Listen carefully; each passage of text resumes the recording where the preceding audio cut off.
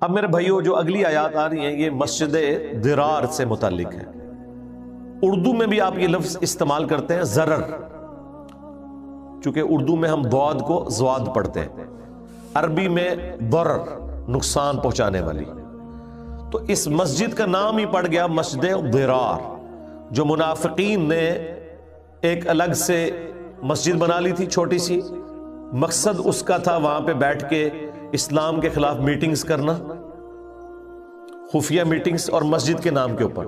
مسجد میں کریں گے تو اس کا فائدہ یہ تھا کہ جو کوئی ڈھیلے مسلمان ہے یا کوئی بھولے مسلمان ہے وہ بھی نماز پڑھنے تو آئیں گے تو کسی بہانے تو ان کو گھیر کے ساتھ بٹھا لیں گے اس میٹنگ میں، اور اعتراضات والا معاملہ کریں گے کہ یہ دیکھو نبی علیہ السلام نے کیا کر دیا، فلاں کے مشورے پہ عمل کیا اور اس کا یہ رزلٹ نکلا، اگر اس وقت یہ کرتے تو یہ نہ ہوتا. تو یہ وہ سازشیں کرنے کے لیے انہوں نے ایک مسجد بنائی، اور یہ مسجد انہوں نے کھڑی کی جب نبی صلی اللہ علیہ وآلہ وسلم اپنے جانثار صحابہ کے ساتھ غزوہ تبوک پہ تشریف لے گئے تھے. 700 کلومیٹر کا سفر تھا ریگستانی، اور رومن امپائر کے ساتھ جنگ تھی. 1.5 لاکھ کی فوج لے کر کیسر روم عرب کے بارڈر پہ آ گیا تھا.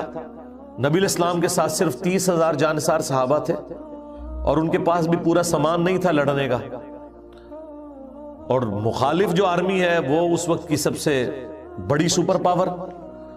تو انہوں نے یہ کنکلوڈ کر لیا کہ ان میں سے چند لوگ ہی زندہ بچیں گے، اب یہ لوگ زندہ واپس نہیں آئیں گے. تو ایک بنی بنائی گدی ہمیں مل گئی ہے، نبی علیہ السلام تو شہید ہو جائیں گے نعوذ باللہ، اور ہم اس گدی کے اوپر قبضہ کر لیں گے. اس کے لیے انہوں نے الگ سے ایک مسجد بنا لی. ان کے تو وہم و گمان میں نہیں تھا کہ اللہ تعالیٰ کی مدد آئے گی. اگر وہ مومنین ہوتے تو یقیناً انہیں پتا ہوتا کہ اللہ تعالیٰ نے قرآن میں یہ وعدہ کیا ہے هو الذی ارسل رسولہ بالہدی ودین الحق لیظہرہ علی الدین کلہ ولو کرہ المشرکون.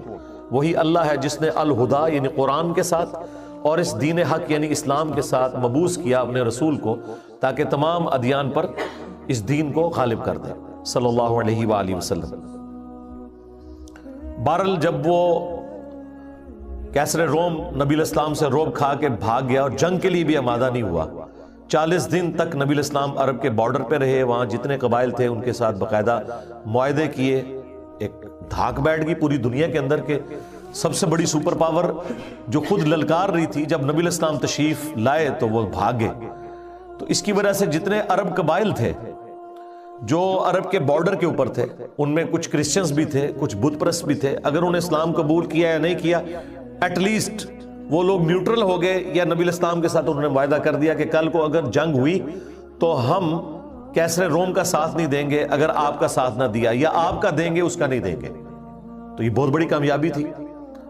اب پیچھے تو ان کو ظاہر ایک پریشانی لگی ہوئی جو ہم یہ پڑھ چکے ہیں. 11ویں پارے کا آغاز ہی اس سے ہوا کہ جب آپ واپس جائیں گے تو اب دیکھیں یہ کیسے بہانے بنائیں گے. یعنی ان کے تو خواب ہی چکنا چور ہو گئے نا، انہوں نے تو سوچا بھی نہیں تھا کہ یہ سب کچھ ہو جائے گا. اب انہوں نے یہ پلان کیا کہ اب اس مسجد کا بھی کچھ کرنا ہے نا، تو بہتر یہ ہے کہ صحابہ کرام اور نبی صلی اللہ علیہ وآلہ وسلم کے غصے سے بچنے کے لیے ہم یہ کہیں گے یا رسول اللہ یہ مسجد ہم نے اس لیے بنائی ہے ذرا آسانی رہے، اپنے محلے میں اتنی دور ہم جا نہیں سکتے، تو آپ چونکہ تشریف لے آئے ہیں تو افتتاح اپنے مبارک ہاتھوں سے کر دیں. اب اللہ کے نبی علیہ السلام اگر اس مسجد کا افتتاح کرتے ہیں تو وہ تو لیجیٹیمائز ہو جائے گی مسجد. صحابہ کرام کے لیے تو وہ بڑے اعزاز کی بات ہوگی، اور یقیناً نبی علیہ السلام نے اپنی شرافت کی وجہ سے چلے بھی جانا تھا، لیکن اللہ تعالیٰ نے پہلے ہی اپنے نبی کو خبردار کر دیا کہ آپ نے کبھی اس مسجد میں داخل بھی نہیں ہونا. مسلمانوں کا مرکز جو ہے وہ مسجد نبوی ہے یا مسجد قباء ہے. یہ وہ تقوی والی مساجد ہیں جو پہلے دن سے تقوی کی بنیاد پہ بنائی گئی ہیں. یہ تو ہے ہی مسجد ضرار ہے، اور نبی علیہ السلام کو اللہ تعالیٰ نے حکم دیا کہ آپ نے مسجد گرا دینی ہے.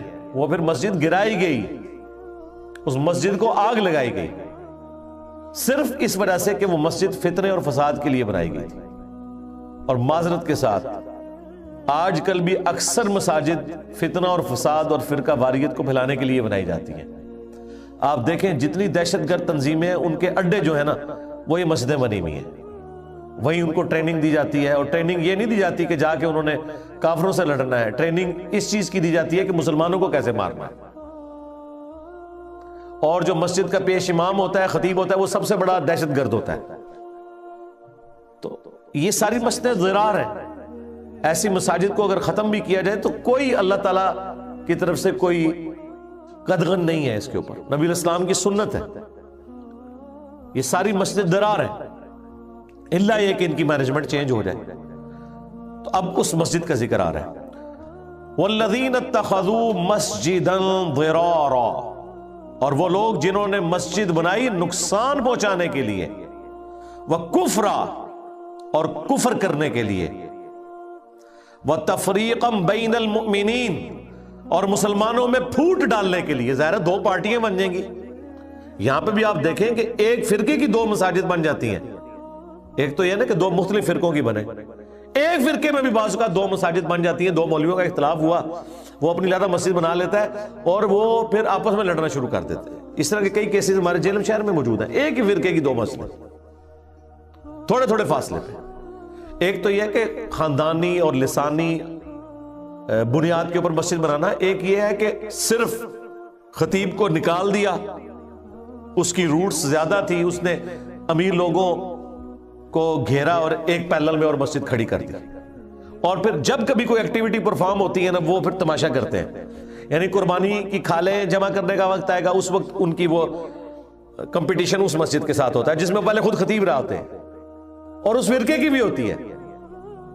تو اس طرح کے تماشے تو ہم دیکھتے رہتے ہیں، یہ سب کچھ وہی چل رہا ہے۔ تو یہ مسلمانوں میں تفریق ڈالنے کے لیے، وَإِرْصَادًا لِمَنْ حَارَبَ اللَّهَ وَرَسُولَهُ مِنْ قَبْلِ، اور یہ انہوں نے کمین گاہ بنائی ہے ایک ذلیل حرکتیں کرنے کے لیے، دین کے خلاف سازشیں کرنے کے لیے، اس کے لیے یہ پناہ گاہ ہے جو لڑتا ہے اللہ اور اس کے رسول کے ساتھ۔ اس سے پہلے ظاہر سامنے آ کے تو وہ نہیں لڑتے تھے، بس جب جہاد اور قتال کا موقع آتا تھا بزدلی دکھا دیتے تھے، پیچھے ہٹ جاتے تھے، اور بس اپنے پھونکوں سے اسلام کو نقصان پہنچانے کی کوشش کرتے تھے۔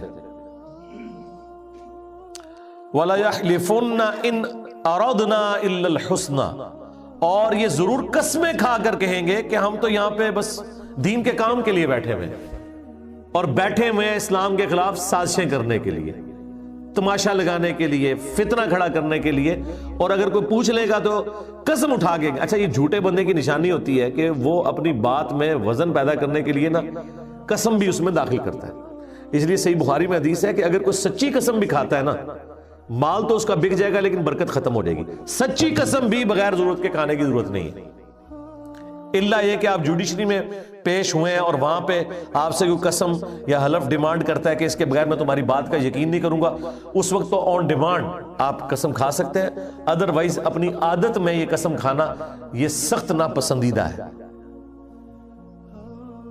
تو اللہ تعالیٰ مارا کہ یہ قسمیں کھا کے کہیں کہ ہم تو بڑے نیکی کے ارادے سے ہم کر رہے تھے، یہاں تو ہم نے کہا کہ چلو ہم یہاں پہ ایک درس و بیان کا سلسلہ شروع کرتے ہیں، کوئی لوگوں کو دین سکھایا کریں گے، یہ کریں گے، لیکن یہ اس لیے نہیں بیٹھے ہوئے۔ واللہ یشہد انہم لکاذبون، اور اللہ تعالیٰ گواہی دیتا ہے کہ یہ بالکل جھوٹ بول رہے ہیں۔ یعنی اللہ تعالیٰ اس لیول پہ آ کے مسلمانوں کو سمجھا رہا ہے کہ میں گواہی دیتا ہوں کہ یہ جھوٹ ہے، تاکہ اگر کسی کو کوئی وہم بھی آئے نا کہ یار یہ مسجد تھی 100 کروڑ اللہ کے نام پہ بنی تھی، چلو وہ رکھ لیتے، امام اپنا لگوا لیتے، ٹھیک ہے، مسجد نہیں سی توڑنی چاہیے تھی، لیکن نہیں، جب ایک جماعتی زندگی ہوتی ہے نا جس میں آپ ایک مشن کے لیے کھڑے ہوتے ہیں تو اس میں آپ کو اتنے سخت ڈیسیژن لینے پڑتے ہیں۔ مسجد ہی توڑوا دی، یہ اتنی ہارڈ لائن آپ کو لینی پڑتی ہے اس وجہ سے کہ آپ بڑے فتنے سے بچ جاتے ہیں۔ یہ تو 2-4 دن لوگ باتیں کریں گے تو ختم، لیکن اگر یہ اس وقت فتنہ نہ ختم کیا جاتا تو یہ خلفائے راشدین کے دور کے اندر بھی نئی نئی شکلوں سے یہ اماجگاہ سامنے آنی تھی۔ کبھی کوئی اس کا کسٹوڈین بن جاتا کہ وہ پیرلل میں ایک ظاہر گندگی کا اڈا کھل تو گیا ہوا تھا نا، وہ اس کے کسٹوڈین اور متولی پیدا ہوتے رہنے تھے، وہ جڑ سے ختم کر دیا اسے تاکہ کوئی تفریق مسلمانوں میں نہ ڈال سکے۔ یہی حضرت ابوبکر نے بھی کیا۔ بخاری میں آتا ہے کہ حضرت عمر نے حضرت ابوبکر صدیق رضی اللہ تعالیٰ عنہ سے عرض کی کہ امیر المومنین دیکھیں رسول اللہ نے فرمایا تھا کہ جو کلمے کی گواہی دے دے لا الہ الا اللہ محمد رسول اللہ تو وہ میری تلوار سے آزاد ہے۔ تو یہ جو لوگ زکوٰۃ نہیں دے رہے، تو اگر ہم ان سے نہ بھی قتال کریں، ہم ان کے ساتھ کمپرومائز کر لیتے ہیں، کیونکہ ہم تو بڑے معاذوں کے اوپر جنگیں کھولنے والے ہیں، رومنز اور پرشینز کے خلاف، اور ان سے بڑے مجرمین تو وہ لوگ ہیں جنہوں نے جھوٹا دعوی نبوت کر دیا ہے، مسلمہ کذاب اور طلحہ اسدی اور سجا عورت۔ اس محاذ پہ بھی ہم فوجیں بھیج رہے ہیں، ہمارے پاس تو اتنی مین پاور بھی نہیں ہے۔ سو کرو یہ جو لوگ ہیں یہ اللہ کو مانتے ہیں، اس کے رسول کو مانتے ہیں، نماز پڑھتے ہیں، صرف ایک جیب ہی نہ ڈھیلی کر رہے، تو ہم کمپرومائز کر لیتے ہیں۔ تو حضرت ابوبکر نے کہا کہ ذرا وہ حدیث ذرا سناؤ نا مجھے جو تم رسول اللہ صلی اللہ علیہ وآلہ وسلم کے ریفرنس سے بیان کر رہے ہو۔ تو ان کا نبی علیہ السلام نے فرمایا کہ جو شخص اسلام کی گواہی دے دیتا ہے، اللہ کی گواہی دے دیتا ہے، اس کے رسول کی گواہی دے دیتا ہے، تو اس سے تلوار روک لی ہے اللہ نے میری، سوائے یہ کہ حق اسلام اگر کوئی توڑ دیتا ہے تو اس پہ پھر تلوار مسلط ہو جائے گی۔ تو حضرت ابوبکر صدیق نے کہا کہ یہ جو اگلا جملہ ہے نا، حق اسلام، تو جس طرح نماز اللہ کا حق ہے نا ایک مومن کے اوپر، اسی طریقے سے مال بھی حق ہے اللہ کا۔ تو یہ جو نبی علیہ السلام نے فرمایا نا کہ جب تک حق اسلام کو وائلیٹ نہ کرے، تو حق اسلام تو وائلیٹ ہو گیا، کیونکہ اسلام کی بنیاد 5 چیزوں کے اوپر ہے جو بخاری مسلم میں آیا: کلمے کے بعد نماز، زکوٰۃ، حج اور رمضان کے روزے۔ تو زکوٰۃ تو بنیادی چیز ہے۔ تو حضرت عمر کے الفاظ ہیں کہ اللہ تعالیٰ نے ابو بکر کا سینہ کھول دیا تھا، پھر بعد میں ہمیں بھی یہ بات سمجھ آئی کہ یہ بات ٹھیک ہے، اور اس کا رزلٹ یہ نکلا کہ قتال سب سے نہیں کرنا پڑا، صرف ایک قبیلے کے ساتھ جنگ ہوئی، ان کو شکست فاش ہوئی، اور ایسی ڈیٹرس بیٹھی کہ باقی قبائل خود اپنا زکوٰۃ کا مال لے کر حضرت ابوبکر کے پاس آ گئے، اور ان کا ہمیں یقین ہو گیا کہ اللہ کی غیبی مدد ہے، یہ نبی علیہ السلام کے مشن کو کوئی نقصان نہیں پہنچ سکتا، اور آپ واقعی اس مشن کے کسٹوڈین ہیں، جس کا ثبوت یہ ہے کہ اللہ نے آپ کی مدد فرمائی ہے، قلیل تعداد میں ہونے کے باوجود آپ ان قبائل کے اوپر جو اتنے جنگجو قبائل ہیں غالب آ گئے ہیں۔ اس کے پیچھے سوائے اس کے اور کوئی نہیں ہے کہ اللہ تعالیٰ کی غیبی مدد ہے۔ تو وہ 1-2 قبیلوں سے جنگ کی، باقی سارے قبائل اسلام میں واپس آ گئے، یہ ان کو ایڈوانٹیج ہوا۔ تو یہاں پر بھی جب اس طرح کے ایشوز ایڈریس کیے جاتے ہیں، اس کا فائدہ یہ ہوتا ہے کہ وہ فتنہ دب جاتا ہے۔ بظاہر وہ سخت ڈیسیژن ہوتے ہیں، لیکن فتنہ اس کی وجہ سے دب جاتا ہے۔ لا تقم فیہ ابدا، اے نبی آپ نے کبھی بھی اس مسجد میں کھڑے بھی نہیں ہونا، یعنی 2 رکعتیں پڑھنے کے لیے بھی نہیں جانا، مسجد کی طرف جانا ہی نہیں۔ لمسجد اسس علی التقوی من اول یوم، البتہ وہ مسجد جس کی بنیاد پہلے دن سے ہی اللہ کے خوف پر رکھی گئی، یعنی مسجد نبوی اور مسجد قباء، یہ وہ مساجد تھیں جو تقوی کی بنیاد کے اوپر بنائی گئی۔ احق ان تقوم فیہ، وہ زیادہ حق رکھتی ہے کہ آپ اس میں کھڑے ہو کر نماز پڑھیں۔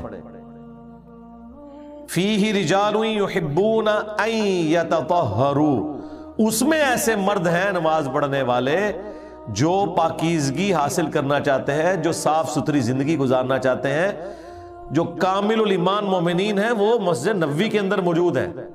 155 تو صحابہ صفہ ہی تھے نا جو رہتے ہی مسجد میں تھے، وہ آج بھی اصحاب صفہ کا چبوترا موجود ہے، یعنی جہاں آپ روزہ شریف پہ حاضری دیتے ہیں نا، اس کی بیک سائیڈ کے اوپر وہ جو سنہری جالی ہیں، اس کی اپوزٹ سائیڈ کے اوپر گرین جالی ہیں، تو وہاں آپ کو ایک ایلیویٹڈ پورشن اچھا خاصا بڑا نظر آئے گا، جس پہ اصحاب صفہ رہتے تھے، نبی علیہ السلام سے پورا دن وہ تعلیم حاصل کرتے تھے، انہی میں حضرت ابو ہریرہ بھی تھے، حضرت ابو درداء بھی تھے، اور لوگ بھی تھے۔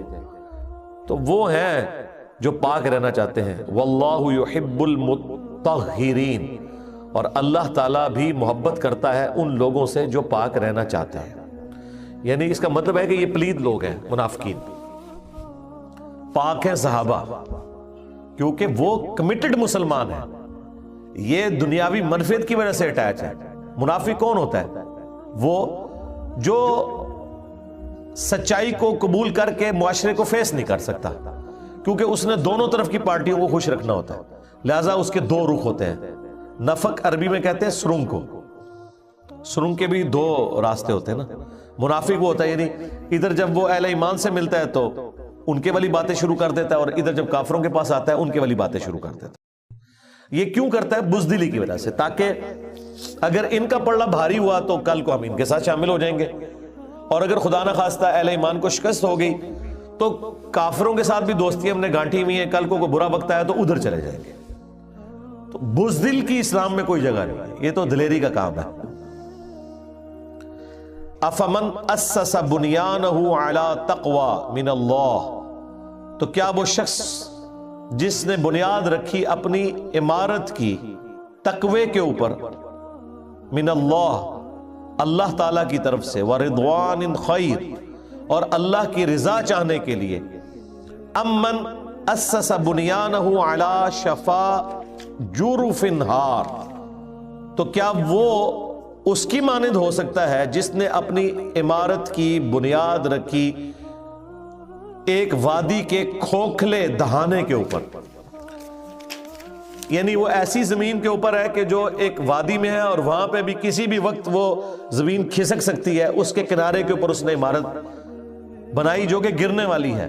فَانْهَارَ بِهِ فِي نَارِ جہنم, اور وہ عمارت بھی گرنے والی ہے جہنم کی آگ میں, اور اس میں کھڑے ہونے والے بھی. یعنی یہ مسجد درار کو اس عمارت کے ساتھ اللہ تعالیٰ نے تشبیہ دی جو کھوکھلی بنیادوں کے اوپر کھڑی ہے, اور اس کا انجام جہنم ہونے والا ہے.